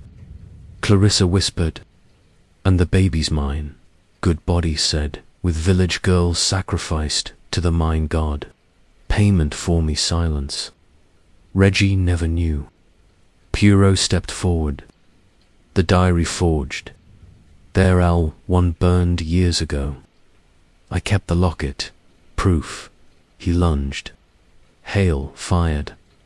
The candlestick spun away. Goodbody crumpled. Blood blooming on his carsack. Poirot knelt. Where is the boy now? Goodbody smiled through red teeth. In the cage, waiting for his birthday gift. They ran the shaft. The cage hung empty, chains cut. Below in the void, a child's voice sang, Rockaby, baby, fading into darkness. The tree lights flickered once more, then died forever. Poirot stared into the abyss. The cradle had fallen, and adieu the Yuletide betrayal was complete. Chapter 9. Gathering in the parlour. The parlour had become attribute. At 3:47 p.m. on Christmas Eve, the fire roared like a caged lion, throwing orange light across the faces of the 8 survivors. The Christmas tree stood dark, its bulb shattered by the power surge. Stockings 8 now hung from the mantle like flayed skins. Outside the snow had begun again, soft and relentless, sealing Frostmere in a white sarcophagus. Poirot stood beneath the chandelier that had once held Sir Reginald's corpse. His waistcoat was unbuttoned, tire skew marks of a man who had chased ghosts through tunnels and attics for 12 hours. The revolver lay on the table beside a silver tray, the diary, the locket, the film spool, the red beads, the cracked photographic plate, the tiny noose, the severed finger wrapped in Gores. Evidence, arrayed like a macabre advent calendar. He spoke, voice calm but edged with steel. Madame Zachar, the pieces are assembled. The picture is complete. Butone question remains. Who lowered the cage? The Reverend Goodbody is wounded, not dead. He cannot have climbed the shaft alone. Someone cut the chainsafter. He fell. Someone insured the boy. Reginald Ashcombe Jr. vanished into Thurver level. We gather now to unmask the final traitor. Captain Hale, revolver in hand, guarded the door. Dr. Mororo sat apart, wrists bandaged, eyes hollow. Daphne Snow cradled her maimed hand, camera destroyed. Clarissa Vale, still pale from laudanum, clutched the locket. Lady Sylvia smoked incessantly. Mr. Wren adjusted his pins, lips bloodless. Mrs. Finch stood by Thebelpole, keys silent for once. Poirot began with the timeline, voice measured .23 RD of December. 11 p.m. Sir Reginald takes laudanum from Dr. Tomorrow in Thelabury. 11:45 p.m. Lady Sylvia leaves him. 12:15 a.m. Clarissa refuses a pill. 12:30 a.m. Captain Hale and the Reverend play billiards. 1 a.m. Daphne develops in the laundry dark room. 1:15 a.m. Mrs. Finch locks the kitchen. 3 a.m. sleigh bells heard. 4 a.m. Sir Reginald found hanged. He lifted there from spool. These images prove the killer had access to the east wing, the tunnel, the dark room, and Hale's boots. But the cage chains were cut with bolt cutters from the stables. Tool marks matched the ones used on the crypt bars. Someone planned to escape. He turned to Moreau. Doctor, you declared Ellen aided in 1922. You signed the certificate. Moreau's voice was a croak. Reggie begged me. The child was healthy. He wanted no scandal. I gave her laudanum to ease the birth. She stopped breathing. I thought you thought wrong, Poirot snapped. The diary proves she woke in the coffin. You buried her alive. Moreau buried his face in his hands. Poirot moved to Goodbody's empty chair. The Reverend delivered the child, hid him, raised him on lies. He forged thievery, staged the skeletons, pig bones, rabbit bones, painted with varnish. Haircut Daphne's finger to terrorize us. But he needed a partner, someone to move the cage, to light the tree, to drug Clarissa. He lifted the red bead necklace, strung now on wool. 9 beads, 9 victims intended.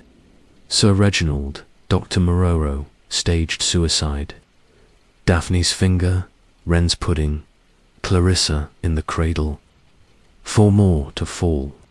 But the boy, Reginald Jr., was the prize. Goodbody promised him the manor. Someone ensured he escaped. Clarissa's voice trembled. He said, "How was my brother? That Uncle Reggie sent him away because of me." Poirot's eyes softened. A lie to divide you. The real heir was a weapon. He turned to Hale. "Captain, your boots were worn by the killer. You were seen in the billiard room until 12:30. But the sleigh bells at 3 a.m. you keep vestibule keys." Hale's jaw clenched. I was asleep. Anyone could have taken them. Pooh lifted the cracked plate, the pudding, feg-loved hand. Red wool at the cuff. "Mrs. Finch, you knit the stockings." She nodded, eyes wide. Sir Reginald's orders. Scarlet wool from the village. Poirot faced Wren. The will. You knew of the Codazal disinheriting Clarissa. Wren swallowed. I drafted it. Sir Reginald feared Hale's debts would ruin the state. Hale surged forward. You profited either way. Silence. Poirot's voice cracked. The tree lights. Only someone with access to Theffer's box could surge the current. The box is in the cellar, locked. Mrs. Finch's the key, the housekeeper gasped. I never Poirot lifted a key from his pocket, the brass one from Wren's stocking. This opens the estate safe, but it also fits cellar fuse box. Someone swapped keys. He moved to Daphne. Mademoiselle, your camera. The shutter sound in the tunnel. Was it yours? She shook her head. Mine was smashed. He used another. Poirot lifted the toy from the cage. A wooden face. This is new pine, fresh cut. The estate carpenter was dismissed in 23. Who carves now? Lady Sylvia stubbed out her cigarette. I dove for the village fete, but I haven't. Pugh's eyes blazed. You were Elenina's sister. You knew the child lived. She laughed, brittle. I knew nothing. Reggie shut me out. Poirot, lift Eth Locket photograph. This boy, look at the eyes. green like Clarissa's, but their jaw, he held it beside Hale. Like yours, Captain. Hale went white. Impossible. Pugh's voice was soft. In 1922, you were 20. A guardsman on leave, Ila Lanina, wrote letters. Destroyed, but one survived. He drew a fragment from his pocket. Rort came to the manor. Reggie was away. The child is ours, Clarissa gasped. Hale staggered. Poirot continued. You returned after the one. Sir Reginald lent money out of guilt. You courted Clarissa to Controth Estate. But Goodbody found the letter, blackmailed you. You became Heiser. Hale's hand went to the revolver. Lies Poirot lifted the film negative. The final frame. Goodbody masked. Birthmark visible. But in the background, a reflection in a mirror. Hale holding the camera. The partner Poe said, you cut the cage chains. You drugged Clarissa. You lift tree to signal the boy's escape. Hale raised the revolver. The boy, Isman, my son. The manor is his. Clarissa stepped forward. He's my... Pugh's voice was ice. He is a pawn. Goodbody used him to punish Sir... You used him to steal an inheritance. Hale's eyes darted. The door was... The windows snow-blocked. Poirot stepped closer. The bolt cutters in Theastable. Your fingerprints. Hale lunged. Poirot, sit. Hale's momentum carried him into the Christmas tree. It crashed, ornaments shattering. Hale fired wild. The bullet buried in the ceiling. Mrs. Finch screamed. Renticled Hale from behind. The revolver skittered across the park. Poirot Captain Rupert Hale, you are under arrest for conspiracy to murder. Hale laughed, broken. The boy's gone down the river. You'll never find him. Poirot's eyes were winter. We will follow the tunnel to the river. The boy will be found, and Goodbody will confess. He turned to the group. The stockings told the story. Each clue pointed to guilt shared, but the final betrayal was Sears, Captain. You hanged your friend. You maimed a girl. You drugged your own daughter. Clarissa wept silently. Lady Sylvia lit another cigarette. Andelanina Poirot lifted the diary. Buried alive by Moreau's error, hidden by Goodbody's greed, exploited by Hale's ambition.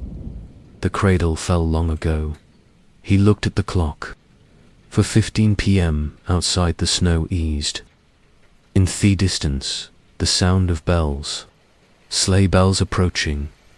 The ploughs, Mrs. Finch whispered. The village, Poirot nodded. The authorities come.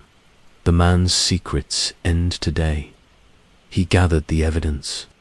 The pile of fire settled into embers. The Christmas stocking killer wasn't masked, but the boy, the true heir, had vanished into the white.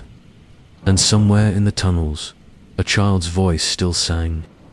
Chapter 10. The killer unmasked. The parlour clock struck 5. As the first police sleigh crunched up the drive, bells jangling like a few... Snow had ceased. The moors lay glazed, and still the sky a cold putter. Inspector of Scotland Yard stepped down first, muffled, red-nosed ice harp beneath the brim of his bowler. Behind him, 2 constables hauled Ast Burner with a lantern strapped to its collar. Poirot met them at the port cocher. Immaculate again. Fresh waistcoat, tie-pin gleaming, revolver surrendered to Hale's wrists in cuffs forged from the chandelier chain. The captain stood between constables, face bruised, eyes defiant. Dr. Maroro sat shackled to a chair in the morning room.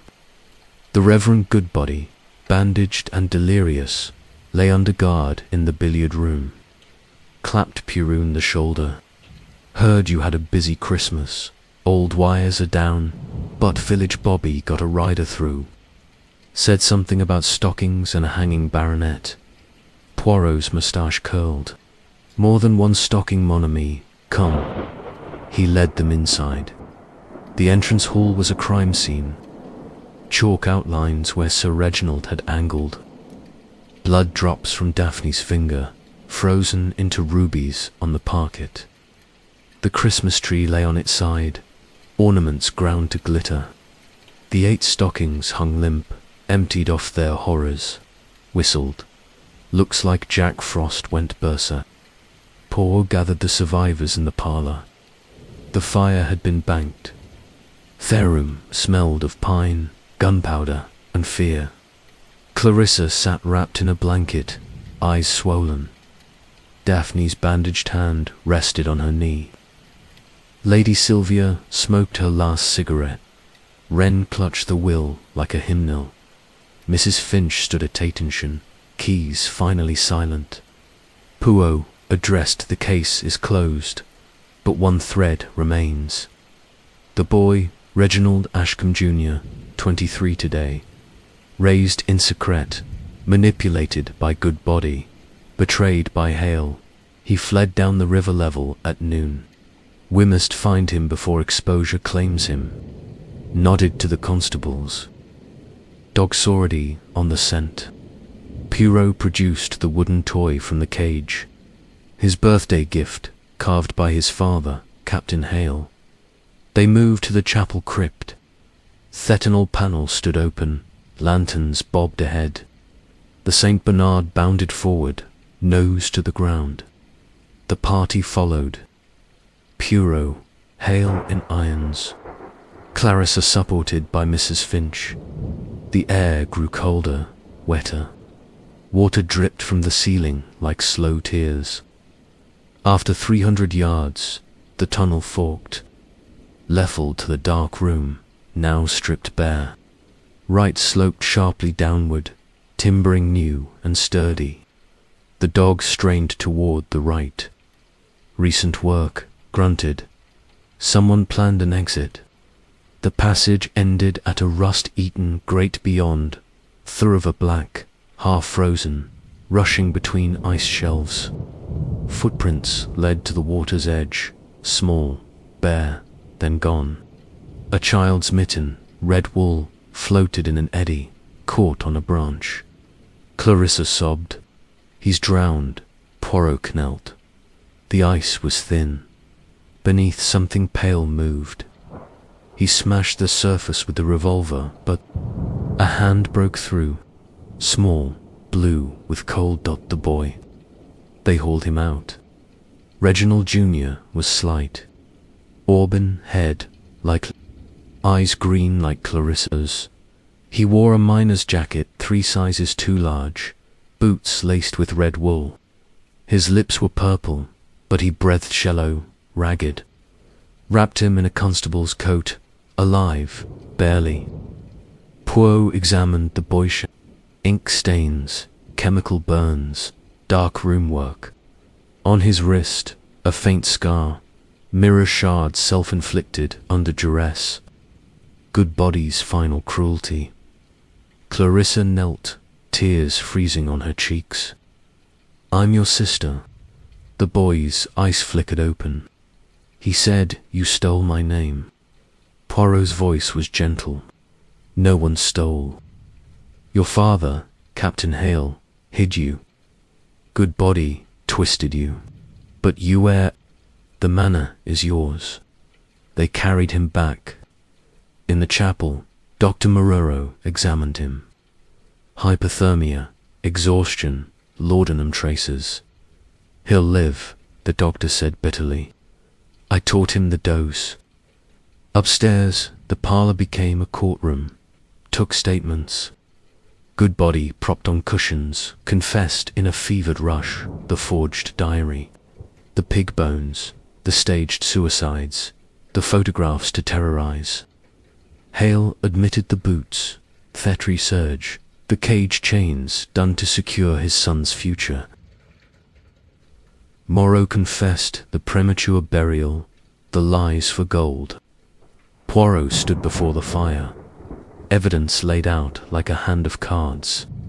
The stockings were the key, he said. Each contained a truth and a lie. The feather, Elenina's ghost; the cartridge, Hale's debt. The laudanum, Moreau's complicity. The key, Thefu's box. The negative, the reflection, the bone. Goodbody's relics, the mistletoe.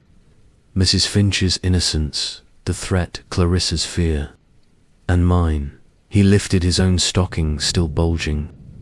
A knight chess, the killer moved me like a piece. He opened it. Inside, a tiny chess piece, knight, carved from coal. On the base etched your move, Poor chuckled. He wanted you here. Presser seemed Sir Reginald's invitation written by Goodbody using the baronet's seal. He needed Poirot to legitimize Thedora, to make the heir's claim undeniable. When the others were dead or discredited, Clarissa asked, and the boy will recover. The will is void. Murder forfeits in. The estate passes to Clarissa, then to Reginald Jr. as joint heirs. The trust for veterans remains. Hale lunged against his cuffs. He's my son. Poirot's eyes were still. You hanged his father. You maimed an innocent. You do not deserve him. Night fell. The police sleighs departed. Prisoners aboard. The manor's lights flickered once, then held steady. Power restored from the village generator. Poirot stood alone in the entrance hall. The Christmas tree lay broken, but only ornament remained intact, a glass icicle catching the firelight. He hung it on a single branch, still standing. Clarissa joined him, the boy asleep upstairs into Mrs. Finch's care. What happens now? Pooh smiled, the first genuine Smiline days. Now, mademoiselle, we celebrate Christmas. A small one, chocolate shed, carols, real ones. And tomorrow the east wing opens to the sun. He lifted Thelicat, placed it in her hand. Your mother watches, your brother lives. The cradle did not fall. It rose. Outside, the snow began to melt. Drips from the eaves sounded like tiny bells. In the parlor, Mrs. Finch hung a single stocking, white, new embroidered RAJ and CV. She filled it with oranges, a silver rottle and a note in Poirot's neat hand. Nolth grey cells prevail. Poirot raised his cup to absent friends and to secrets buried no more. They drank. The fire crackled. Somewhere in the distance, a clock struck 6. True, this time, no discord. The Christmas stocking killer was unmasked, chained, and gone. And Frost's manor, for the first time in a century, slept in peace.